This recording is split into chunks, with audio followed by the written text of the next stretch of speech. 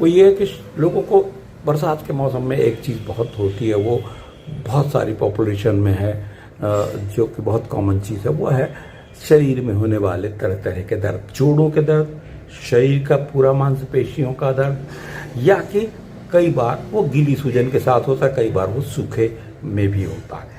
अब ये जो बरसात आई, क्या संबंध है इस बात से, बादल से बरसात से क्या संबंध है?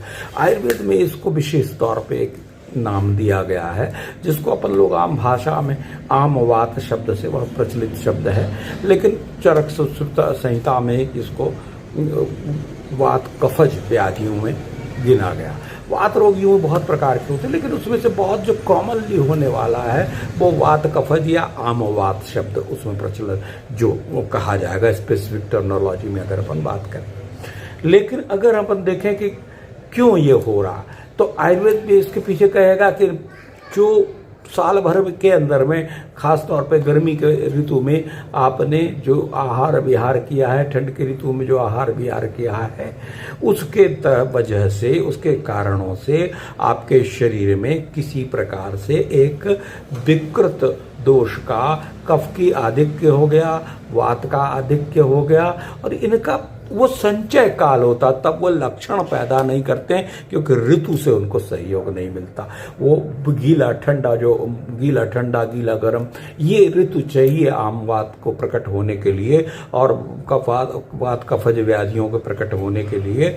और आप देखेंगे इस तरह के जो बुखार जो होंगे, उनमें अगर आप थर्मामीटर से बुखार नापेंगे नहीं निकलेगा, पेशेंट बहुत कंप्लेंट करेगा और लोगों से कहेगा मुझे बुखार है, मुझे नापो, और आप नापोगे वो बुखार नहीं निकलेगा, और पेशेंट की कंप्लेंट जहाँ कितना आए। अगर आप ट्रीटमेंट बुखार का किसी तरह से कर भी देते हो, कोई एंटीबायोटिक्स, कोई पैरासिटामोल या कोई और तेज वाली गोलियां, अब तेज गोलियों में तो फिर लोग अपने मन से नीली, पीली, हरी, लाल पन्नियों की गोलियां खा के और अल्सरेटिव कोलाइटिस पैदा कर ही रहे हैं, 4-5 साल के बाद हो जाती है वो।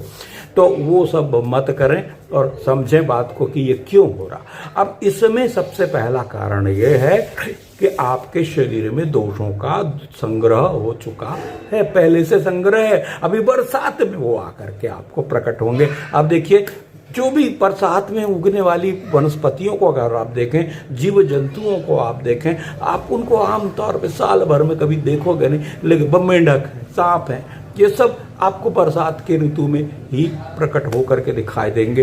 कीड़े, काले कलर के कीड़े, लाल कलर के कीड़े, भिन्न भिन्न जातियों के भिन्न भिन्न प्रकार के जीव जंतु इसी समय में आपको प्रकट होकर के दिखाई देंगे, और वो उनका जीवन चक्र बरसात के बाद थोड़े दिनों तक ही रह पाता है, और फिर वो कई बार मृत्यु को प्राप्त हो जाते हैं। कईयों का थोड़ा जीवन लंबा भी होता है।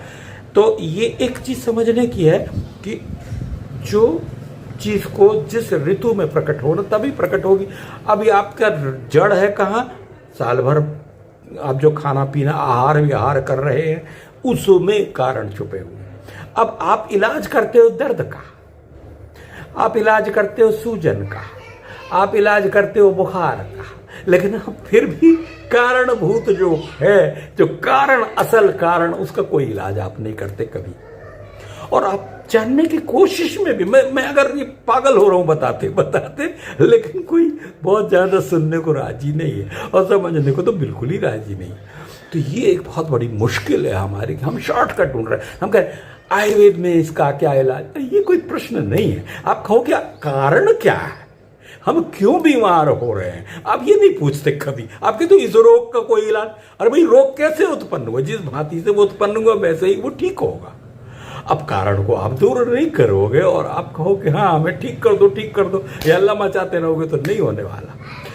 तो अब आधुनिक चिकित्सा पद्धति में भी अगर आप देखिए, एक नया चैप्टर शुरू हो गया है, वो है लाइफ स्टाइल डिसीजेस, जीवन पद्धति के द्वारा होने वाले रोग। पर वो अलग अलग टुकड़ों में बांट करके जीवन को देखते हैं। हम लोग आयुर्वेद में, योग में हम लोग कहेंगे जीवन तो एक ही है, शरीर एक ही है, एक ही के द्वारा वो संचालित है। और वो एक कौन है, वो आप हो। अब आप अपने आप को तो जानते नहीं हो।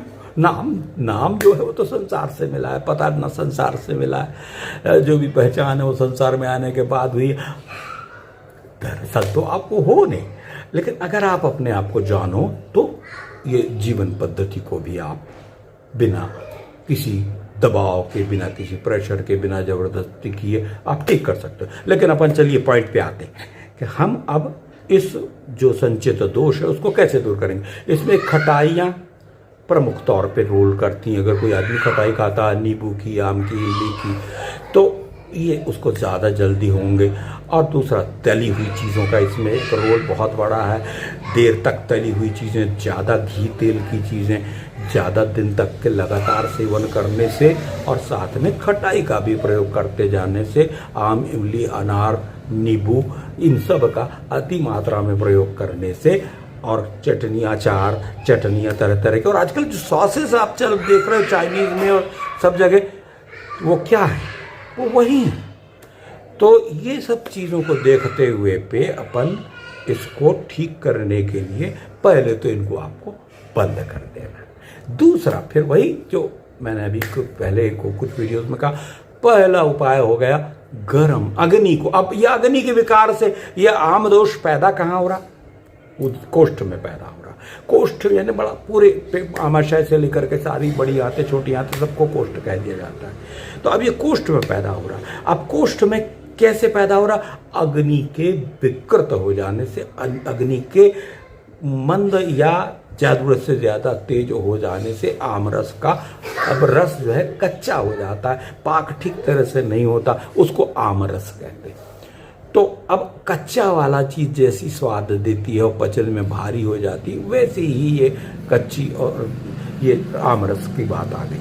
अब यानी मूलतः आपको पहले अग्नि को ठीक करना है। अब अग्नि को ठीक करने के लिए लंघन, दीपन, पाचन, ये 3 शब्द कहे गए। अब लंघन यानी थोड़ा भोजन की मात्रा कम करते हैं, भोजन की क्वालिटी को सादा करते हैं। आप कम तेल का प्रयोग करें, कम मसालों का प्रयोग करें, हरी सब्जियां खाएं, सलाद खाएं, ताजे फल खाएं, लेकिन ध्यान रखें कि मात्रा का भी अति योग ना हो, अयोग भी ना हो, और साथ में चिकनी, गीली, ठंडी, भारी, खट्टे, ये पदार्थों का आपको सर्वथा त्याग कर देना है। फिर पहला तो आपको यही निर्देश, यह चिकित्सा है, ये प्रिस्क्रिप्शन है, this is not the advice, accessories, ये एसेंशियल्स में आ रही है। तो अब आप फर्क समझेंगे जब कोई आपको कहा जाता है डॉक्टरों के द्वारा कि ये मत खाइए, वो मत खाइए, तो वो 1-2 चीज़ों का नाम ले देंगे। लेकिन नहीं, हम आपको सिद्धांततः कह रहे हैं कि अगर आप ये चीज़ें बंद नहीं करोगे, रोग आपका ठीक नहीं हो सकता। आप कितनी भी दवाई खा लो, कोई भी दवाई खा लो, अब ठीक। अब आपने पहला क्या किया, काम किया, अपथ्य का त्याग और पथ्य को ग्रहण करना। अब दूसरा हो गया, ताज़ा गर्म भोजन करिए, समय पर भोजन करिए, रात में टाइम पे सोइए, टाइम पे उठिए। अति योग किसी चीज़ का ना, श्रम भी करना चाहिए। श्रम के लिए देह बनी है, बिना श्रम के देह रोगी हो जाएगी, ये मैंने पहले भी कहा। तो श्रम करना, पसीना निकालना है। और दूसरा कि अब हम आ गए, अगर हम अभी छोटा बात करें, एक मैं आपको आज कुछ अगर प्रसाद नहीं दूंगा, जैसे कथा हुई और प्रसाद नहीं हुआ तो आप लोग नाराज हो जाओ, तो मैं थोड़ा सा प्रसाद दे रहा हूँ। प्रसाद ये है कि आप अदरक को पकड़ लीजिए, बहुत सुरक्षित है। सूंठ भी इसमें काम करती है, लेकिन सूंठ में थोड़ा लंबे समय में कुछ दुर्गुण आ सकते हैं। सूंठ, सेंधा नमक, भुना जीरा, ये जोड़ एक बना करके आप रख सकते हैं, ये दीपन पाचन करने लगेगा। सूंठ, सेंधा नमक, भुना जीरा थोड़ी मात्रा में भोजन के साथ में ले लें, दाल में बघारा करके ले लें, सब्जी में बघारा करके ले लें, और हल्का बघारा, ऐसा नहीं कि आपने बहुत सारा सब चीज़ डाल दी, हल्का रखना चाहिए। और दूसरा, यदि आपको बवासीर या ऐसे कोई शिकायतें हैं तो फिर आप क्या करिए, सूंठ की जगह पे अदरक का उपयोग करिए।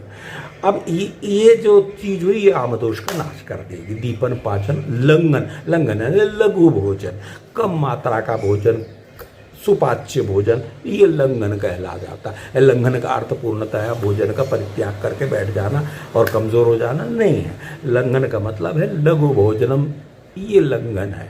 अब लंघन, फिर दीपन आ गया। अब दीपन में अपन ने बता दिया, सूंठ, सेंधा नमक, भुना जीरा या अदरक, सेंधा नमक, भुना जीरा। अब जिन लोगों को सूंठ की वजह से कोई दिक्कत आए तो अब ये देखिए कि, और वैसे अदरक ज़्यादा अच्छा है, अब उसके दूसरे उपयोग भी, दूसरे फायदे भी, वो हम अपन अलग से बात करेंगे। तो अब ये देखिए कि यहाँ से आपने पूरा समझना शुरू कर दिया कि हमने आम का पाचन कर लिया, लंघन किया, दीपन पाचन, अब पाचन भी करने लग गए। अब इसके पश्चात में क्या करेंगे, जब ये पच जाएगा इसके बाद 4-5 दिन बाद आप एक बहुत सादी सी चीज़ कैस्टर ऑयल का 2 चम्मच का आप प्रयोग करिए प्रतिदिन सुबह। और उसको अगर आप दुबले पतले कमज़ोर हैं तो आप 2 चम्मच गाय के गर्म दूध के साथ लीजिए, और यदि आप बहुत ही मोटे तगड़े हैं तो आप पानी के साथ भी ले सकते हैं, और दूध के साथ भी अगर आपको स्वाद में आपको ऐसा लगे तो आधा कप गर्म दूध में 2 चम्मच 10 ml डाल करके पी लें। और फिर आप देखें 3 से 4 घंटे में आपको लैट्रिन होती या नहीं होती, कितना असर होता है, और इसकी आप फीडबैक दे सकते हो मुझे और किसी भी अन्य चिकित्सक को जिससे कि भी आप सलाह लोगे आयुर्वेद के चिकित्सक से, तो उससे भी आप ये सलाह ले सकोगे। और ये कि भाई अगर आपको एक बार मोशन हुआ, 2 बार मोशन हुआ, आपकी प्रकृति का पता चल गया, आपका क्रूर कोष्ठ, मध्य कोष्ठ और मृदु कोष्ठ, तो अब मृदु कोष्ठ वाले को जल्दी से विरेचन हो जाता है, जल्दी से उसको दस्ता आ जाते हैं, लेकिन मध्य वाले को थोड़ी देर से आएंगे और क्रूर वाले को तो कुछ असर ही नहीं होगा।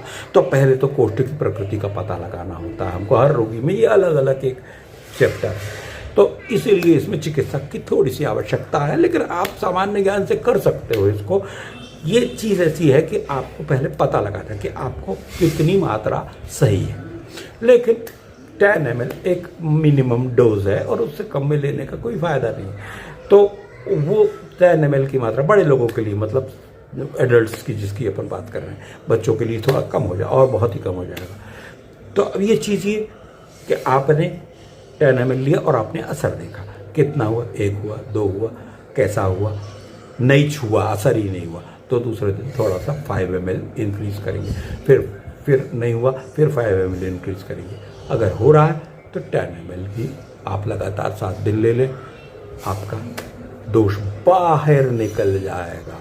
अब शरीर में वो कारण मौजूद नहीं रहेंगे जिससे आपको दर्द होता है, जिससे आपको बुखार आता है, जिससे आपको तरह तरह के रोग, कोरोना वोरोना, ये सब भूल जाना होगा। अगर आप इसको ठीक से कर लेते हैं, आपका शरीर शुद्ध हो जाता, तो मैं एक बड़े अनुभव के साथ इसको कहता हूँ, और कोई मैं दावेदारी नहीं करूँगा, लेकिन एक बात पक्की है कि अगर आपका शरीर शुद्ध है तो कीटाणुओं को भोजन मिलेगा नहीं खाने को, तो वो ज़्यादा पड़ेंगे नहीं। आ भी गए तो मान लिया जाए कि वो आते हैं, मान लेते, तो फिर आप क्या करेंगे कि आपने सफाई कर ली शरीर की, अभी इतना काफ़ी। इसके बाद एक औषधि भी मैं अगले वीडियो